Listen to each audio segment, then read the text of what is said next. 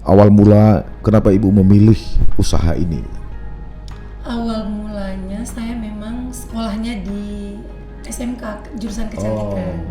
Nah, apa sih duka yang pernah Ibu alami? Ada misalnya terapis yang udah kompeten, yang udah bagus, tiba-tiba tuh dibajak sama orang gitu. Oh, ada itu ya?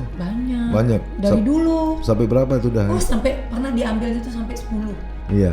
Terus sukanya di mana? Sukanya. Ketika banyak pemasukan ya? Iya pasti dong. Kan itu yang diharapkan pengusaha. Tiba-tiba didatangi Satpol PP mungkin atau? Oh enggak, malah saya kalau bisa bersahabat sama Satpol PP. Karena memang lurus-lurus aja. Iya, maksudnya nggak ada yang aneh gitu. Lalu? Buktinya bapak istrinya kasih kita percaya.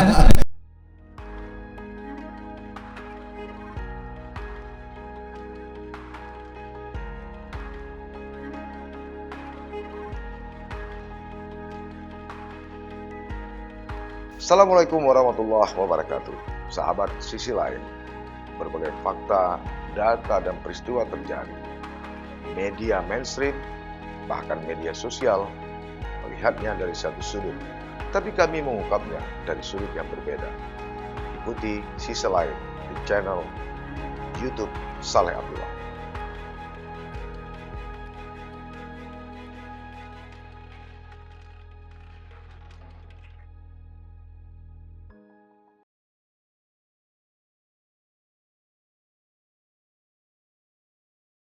Assalamualaikum warahmatullahi wabarakatuh. Sahabat Sisi Lain, tamu kami malam ini kalau biasanya adalah orang-orang politik, aktivis LSM, serta para pekerja-pekerja kemanusiaan. Tapi khusus untuk malam ini kami mengundang seorang perempuan, pengusaha, masih muda, cantik lagi, ya. Namanya adalah Ibu Vivi Sarmila. Beliau adalah lahir di Pantun Labu 13 Oktober 1982. Ibu Vivi Sarmila ini merupakan seorang pengusaha atau wira swasta di bidang kecantikan.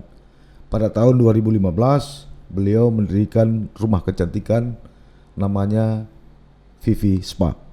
Saya kira semua kaum perempuan di Aceh sangat paham dan sangat tahu soal usaha ini. Tapi ada yang menarik di balik usaha spa yang dilakukan oleh Ibu Vivi. Ternyata beliau juga bergelut di dunia sosial.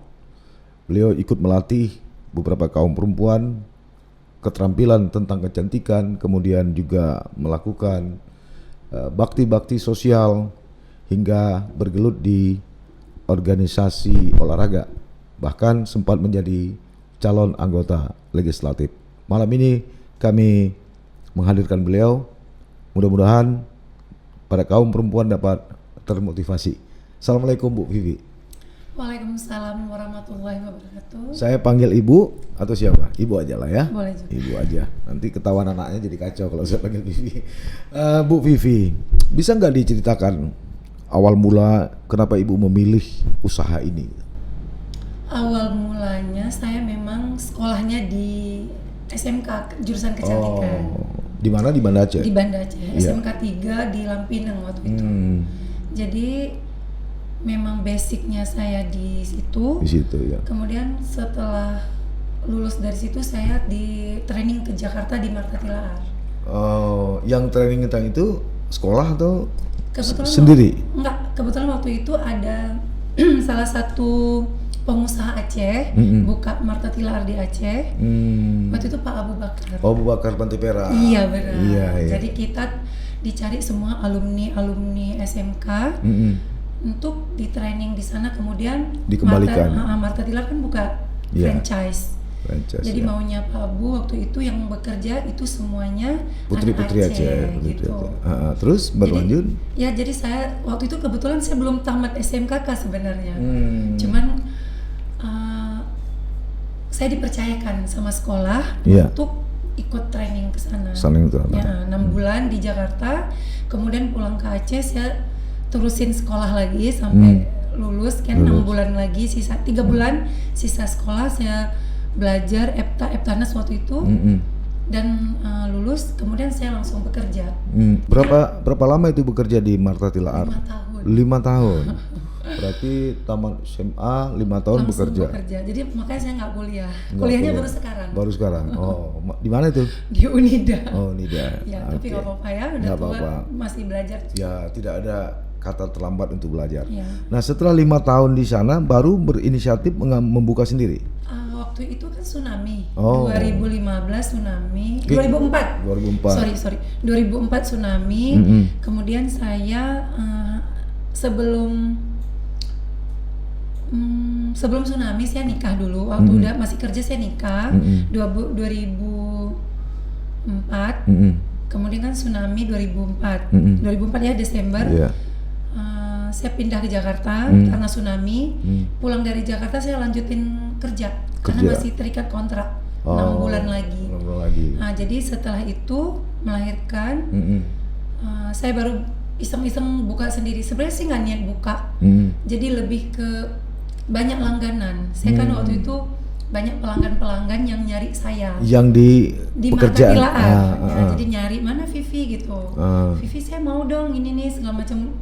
Jadi waktu itu saya rumahnya masih ngontrak di Kampung Keramat dengan kondisi ya serba keterbatasan lah, karena kan habis tsunami juga kita hidupnya juga nggak jelas gitu kan, modal usaha juga nggak ada. Jadi kepikiran untuk buka usaha itu emang nggak ada sama sekali. Nggak ada. Jadi berawal dari coba-coba dulu ya? Ya, dan berawal dari langganan. Ya mau ini mau itu, jadi mungkin selama setahun. Kemudian menjadi besar. Karena banyaknya pelanggan. Karena waktu itu kan di rumah kondisinya di garasi. Jadi cuci rambutnya tuh di kamar mandi. Jadi semuanya tuh memang nggak ada peralatan salon, tapi mereka enjoy aja dan mereka mau. Saya sendiri udah nggak mau sebenarnya, tapi mereka mau gitu. Berarti dari bawah sekali ya? Bawah, bener-bener bawah. Jadi memang bener-bener cermin satu. Gunting, jadi memang benar-benar terbatas. Jadi saya bilang, Kak Vivi nggak ada fasilitas, kesana aja misalnya ke salon, nggak apa-apa Kak, gimana aja boleh. Cucinya di kamar mandi nggak apa-apa gitu. Ya udah gitu. Jadi kita cuci rambutnya di kamar mandi. Ya, selain dari langganan tadi, tentu kan ada sesuatu yang dicari oleh pelanggan, mungkin kenyamanan, cara melayani mereka, sehingga Bu Vivi kan terus dicari ya. Kunci lain apa sih sehingga langganan tuh nggak bisa lepas itu dari Bu Vivi? Saya tuh kalau bekerja benar-benar yang melayani mereka tuh benar-benar, biarpun saya waktu itu capek, kan waktu itu masih sekolah. Jadi saya nggak pernah kasih lihat sama pelanggan kalau saya tuh capek atau belum makan atau segala macam, benar-benar yang ya udah ngelayani mereka tuh sampai selesai. Tamu adalah raja ya? Iya benar. Malah kadang waktu itu pelanggan kita banyak yang cerewet ya, ibu-ibu ya, yang ini salah itu salah semua. Itu teman-teman saya suka, aku nggak mau lah pegang ibu tuh cerewet gitu. Nah itu ujung-ujungnya Vivi yang dapat. Vi, kamu aja. Vi, kamu aja. Iya boleh. Itu ibu-ibu kelas menengah, ibu-ibu pejabat yang cerewet itu atau gimana? Enggak, malah justru ibu pejabat nggak cerewet waktu itu. Ibu-ibu yang tanggung gitu ya? Ya ibu-ibu yang setengah. Biasa gitu ya. Udah bayarannya nggak banyak, cerewet lagi gitu ya? Mungkin banyak juga sih. Mungkin itulah ya, namanya kan orang mau ke salon udah ngabisin duit, mungkin dia mau yang terbaik gitu. Cuman kadang-kadang gini cara penyampaiannya, mungkin yang kerjanya kan anak-anak, jadi yang udah kamu buat gitu, mungkin komunikasi begitu, ya. Komunikasi. Nah sekarang dulu awalnya selain Ibu Vivi berapa karyawannya? Karyawan saya? Awalnya. Waktu di rumah itu memang benar-benar yang kerja sendiri. Kemudian? Terus saya minta bantu sama kakak gitu. Kakak saya tuh nggak bidang itu, cuma saya bilang, Kak bantuin apa ngeringin rambut, nanti saya kasih komisi gitu. Males gitu kan, dia nggak hobi di situ. Udah nanti aku kasih uang gitu. Ya udah paling dibantu sebentar. Terus kita nyari yang kerja tuh, maksudnya saya gini, saya mau nyari asisten, tapi dia tuh memang nggak bisa apa-apa gitu. Niatnya nanti saya ngajarin gitu. Jadi biasanya sih saya nyarinya tuh asisten rumah tangga, yang udah selesai urusan rumah tangga, terus dia ke tempat saya ajarin, misalnya ajarin kerimbat gitu, terus apa kayak gitu kan. Jadi mereka kerja sampingan. Memang niatnya itu waktu itu semua Karyawan saya itu yang tidak sekolah. Tapi sekarang sudah ada yang tamat sekolah kan? Sekarang tamat SMA. Tamat Kalau SMA. dulu kan tamat SD. Nggak ada rencana misalnya ngambil adik-adik juniornya yang satu sekolah misalnya di kecantikan di SMK Banda Aceh misalnya nggak? Banyak. Oh banyak ya sekarang? Banyak dari SMK banyak. Soalnya kan saya suka dipanggil ke sekolah juga jadi juri. Karena kan saya kan dikirim sama sekolah. Jadi bagaimanapun saya harus bantu adik-adik yang di SMK. Sekarang berapa karyawannya? Satu cabang ada 15. Satu cabang ada 15 karyawannya. 15. Berapa cabang sekarang? Banda Aceh? 4 Banda Aceh? Banda Aceh, 4-4-nya Banda Aceh 4-4-nya. Ya di Laksana, di Lamprit, Lamnyong sama Lamlagang. Ekspansinya katanya mau ke Melabuh ya, sama ke Biren. Ya. Rencana mau buka di sana ya. Sudah kalau di Melabuh tuh udah jadi, tinggal GO aja bulan depan. Bulan depan insya Allah di sana ya. Nah ini kan Vivi Spa kan tidak menerima pria ya? Tidak. Khusus wanita ya? Khusus wanita, kita sudah komitmen. Terus suami saya ngomong gini, boleh kamu buka spa atau salon tapi khusus wanita. Itu buat kaum pria yang menonton podcast ini, Anda nggak diberi kesempatan untuk ke Vivi Spa. Baik, kalau boleh tahu ya, berapa sih yang termurah di Vivi Spa itu? 20.000. 20.000. Itu untuk apa itu? Krimbat? Potong rambut. Yang paling mahal paketnya berapa? 350.000. Oh, nggak sampai jutaan ya? Kecuali yang seperti main di rambut ya, color. Nah, itu biasa sampai 500 gitu. Tapi kan nggak ada harga patokan. Tapi gawat juga nih, istri saya dan anak saya katanya sampai jutaan juga ini. Kan hati-hati, padahal malam ini udah ketahuan ini sama Ibu Vivi. Kan banyak treatmentnya loh. Mungkin dari ujung rambut sampai ujung kaki. Itu kan satu treatment 200.000. Jadi 200. Berarti saya salah. Kali 2. Berarti saya salah, tidak paham. Baik Bu. Ibu kan juga sekarang jadi pengurus cabang olahraga ya, balap sepeda, isi. Balap sepeda. Kalau di ISI saya jadi pengurusnya juga, terus di AGC saya jadi ketuanya. AGC itu apa? Aceh ini untuk sepeda khusus wanita. Aceh Goes Club. Iya. Oh iya, bersama Ibu Dar ya? Iya benar sekali. Okay. Tahun berapa Ibu mau jadi caleg? Tahun lalu ya. Tahun lalu 2 tahun yang lalu.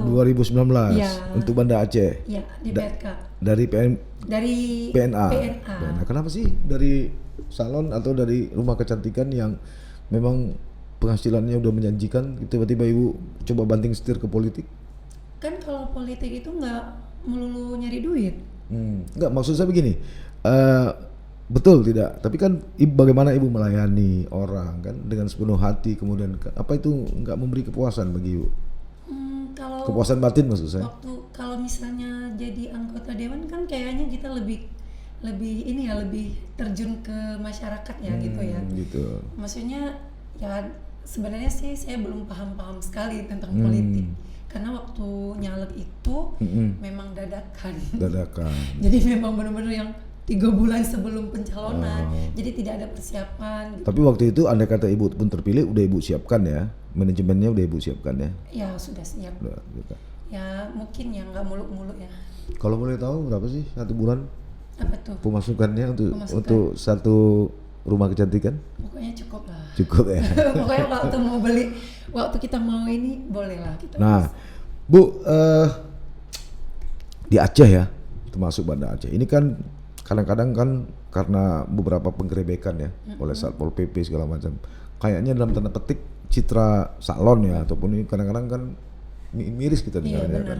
Nah, bagaimana Ibu untuk menghalau isu-isu seperti itu? Apakah Ibu memilih pelanggan atau Ibu melakukan peraturan yang ketat, pengawasan yang ketat atau bagaimana? Kalau memilih pelanggan saya nggak bisa. Nggak bisa. Jadi siapapun yang datang. Pelanggan saya tetap terima. Yang penting tidak transaksi di tempat saya.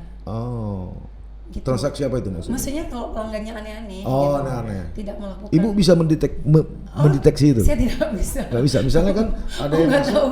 Soalnya sekarang kita nggak bisa membedakan lagi. Kenapa Bu? Ini menarik, nggak bisa bedakan. Soalnya nggak tahu bedanya yang negatif apa, maksudnya yang aneh atau yang benar apa yang salah, kita nggak bisa bedain. Tapi kan dari penampilan mungkin bisa nggak? Nggak juga. Banyak juga yang biasa-biasa. Ternyata luar biasa. Ternyata luar biasa. Di Spanya juga ada CCTV kan? Ya ada, tapi nggak bisa kita tahu dia siapa nggak bisa.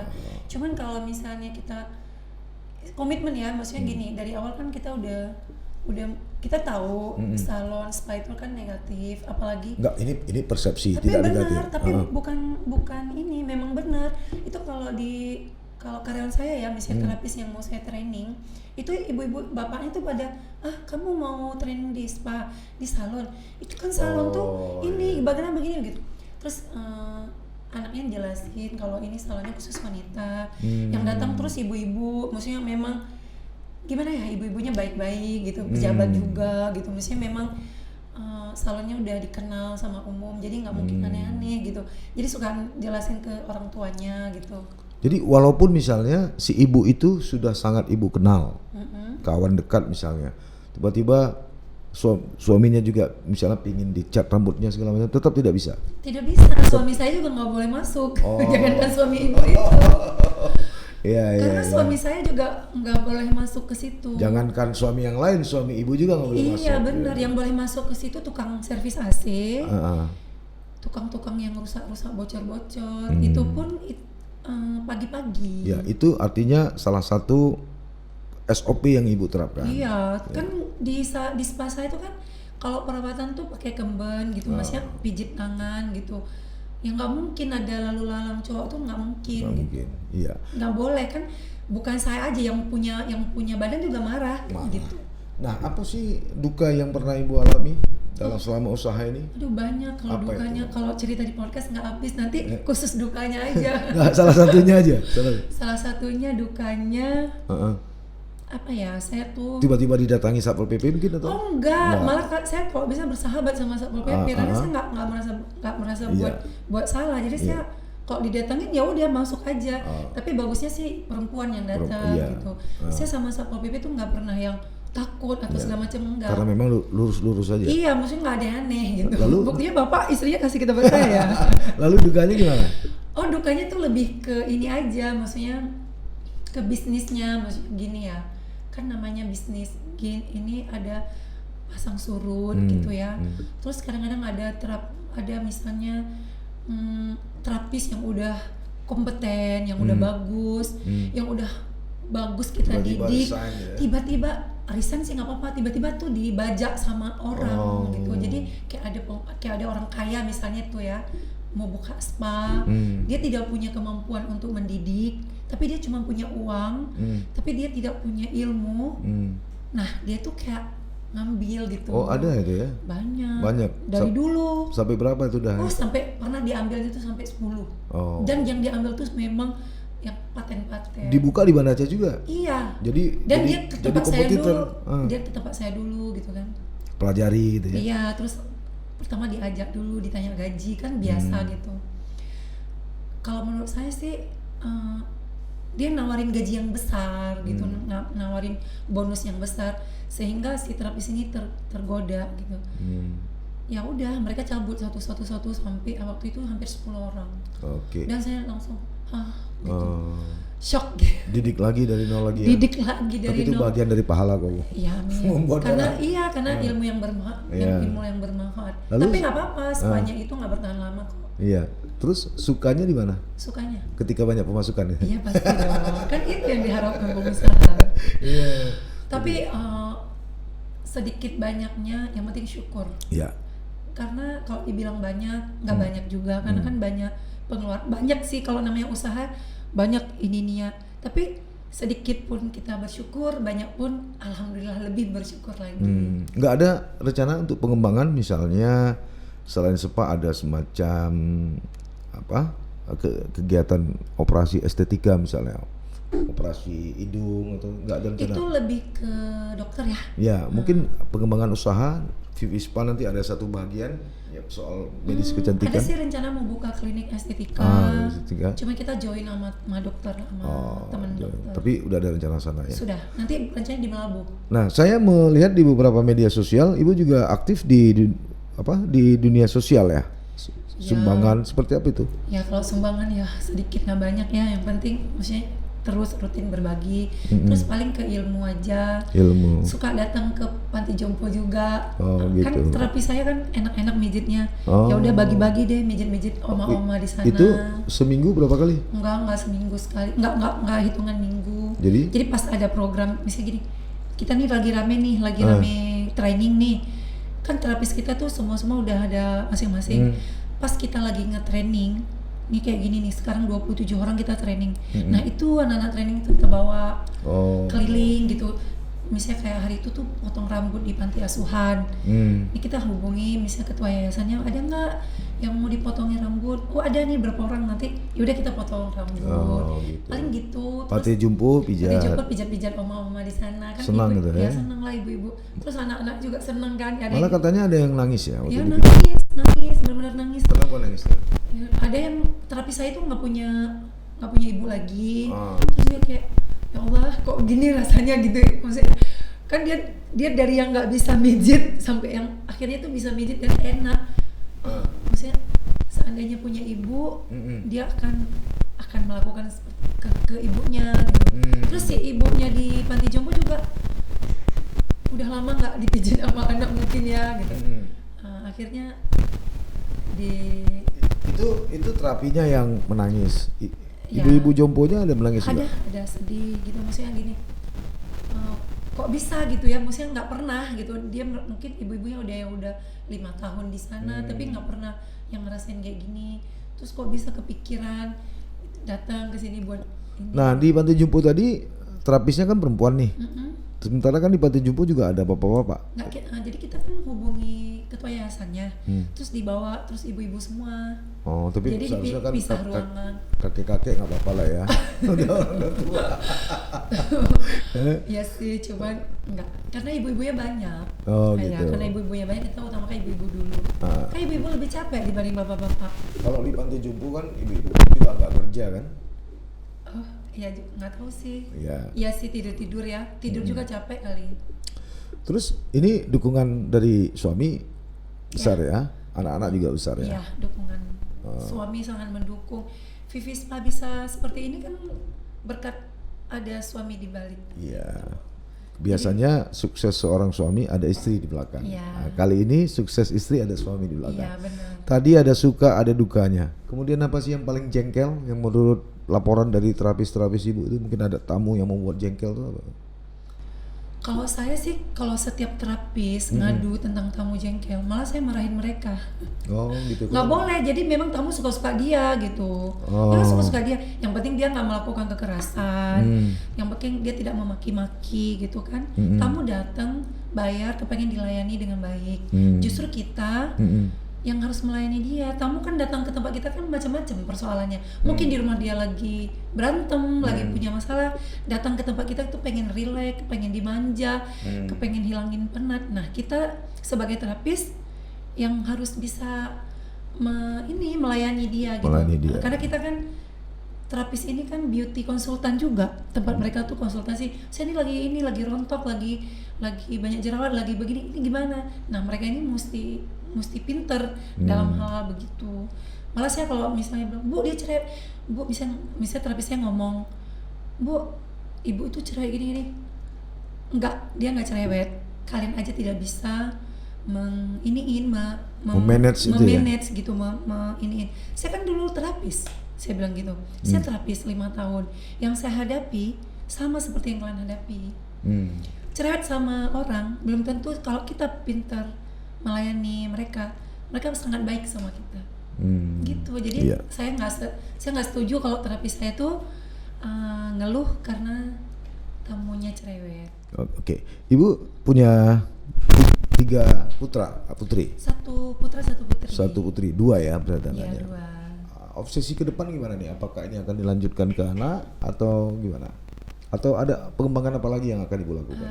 Ya, ada pengembangan lagi. Insya Allah 5 bulan lagi kita mau bikin penginapan. Di Banda Aceh? Di Banda Aceh. Di daerah mana itu? Di Lamprit. Lamprit ya. Bismillah. Bismillah, berarti kalau tamu juga nanti di sini ya. Selama ini misalnya boleh nggak terapisnya keluar? Misalnya diundang oleh ibu pejabat ke rumahnya karena dia nggak sempat hadir? Enggak. Tetap harus di di tempat di tempat di tempat ya. nggak terima panggilan keluar. Misalnya tiba-tiba Ibu Kapolda gitu atau Ibu Gubernur atau Ibu Kajati kan? Boleh aja sih. Cuman kan gini, kalau di rumahnya nanti jadi susah. Karena kan kalau bednya itu kan ada standar. Oh gitu. Jadi ibunya nanti yang kesusahan. Itu yang sebabnya tidak bisa di luar. Karena semuanya ada standar, bednya, tingginya. Lalu orang hari ini melihat Ibu Vivi sudah sukses. Tapi apa kunci di balik suksesnya? Mungkin Ibu bisa berikan kiat kepada perempuan-perempuan yang lain atau memotivasi perempuan-perempuan yang lain untuk bisa lebih sukses. Kerja keras, pantang mengeluh. Jadi jangan sedikit-sedikit ngeluh gitu ya. Kalau mau mulai bisnis baru 2 bulan 3 bulan jalanin udah kok nggak laku ya, kok sepi ya gitu. Jadi nggak ada kata-kata seperti itu. Fokus ya fokus, yakin, benar, serius, tidak mudah mengeluh. Iya benar. Itu jadi harus berani berspekulasi. Oh, spekulasi ya. Iya, jadi jangan nanti laku nggak ya, nanti laris nggak ya. Jadi belum lagi mulai udah. Iya, jadi belum lagi mulai udah negatif duluan. Jadi kita harus positif. Apa yang kita mau buat itu, insya Allah kalau kita buatnya modalnya segala macam niatnya dengan ikhlas, insya Allah kan Allah akan mudahkan. Jangan suudzon sama Allah.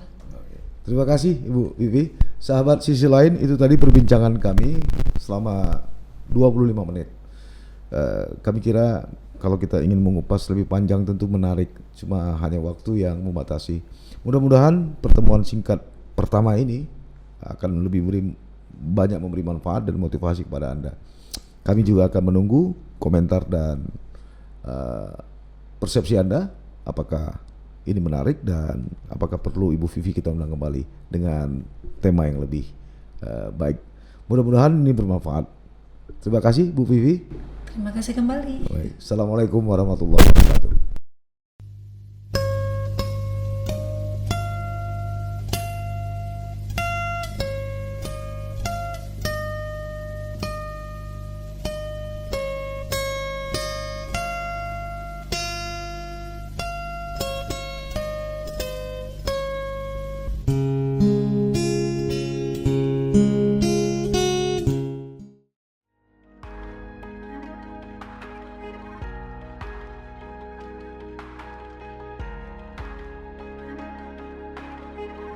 Jangan lupa like, komen, dan subscribe. Serta aktifkan lonceng notifikasi